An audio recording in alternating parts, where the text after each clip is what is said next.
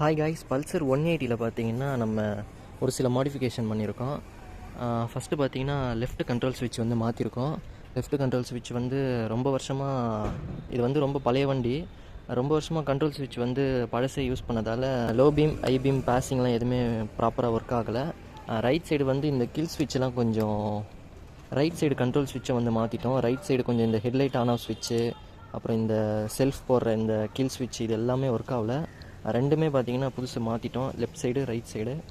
வண்டி ஆன் பண்ணிவிட்டு ஸ்டார்ட் பண்ணிவிட்டு ஃபஸ்ட்டு ஸ்விட்ச் போடும்போது இதில் நமக்கு இந்த ஒயிட் லைட்லாம் எரியிற மாதிரி கண்ட்ரோல் ஸ்விட்ச் இதில் நம்ம ஃபிட் பண்ணியிருக்கோம். பார்க்கிங் லைட் ஒர்க் ஆகுதா?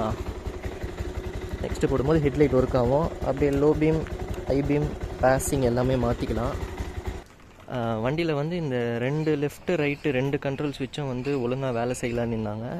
அதனால் 2 கண்ட்ரோல் ஸ்விட்சும் மாற்றிட்டோம். இப்போ எல்லாமே பக்காவாக இருக்குது.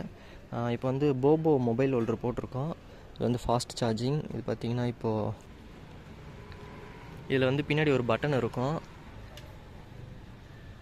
இப்போ பாருங்கள், இது அழுத்தினதும் நமக்கு வந்து சார்ஜிங் ஏற ஆரம்பிச்சிடும். போபோலேருந்து மொபைல் ஹோல்டரு ஃபாஸ்ட்டாக சார்ஜ் ஆகிற மாதிரி போட்டு கொடுத்துருக்கோம். நெக்ஸ்ட்டு பார்த்திங்கன்னா ஒரு லேடிஸ் ஃபுட் ரெஸ்ட் வந்து இன்ஸ்டால் பண்ணியிருக்கோம்.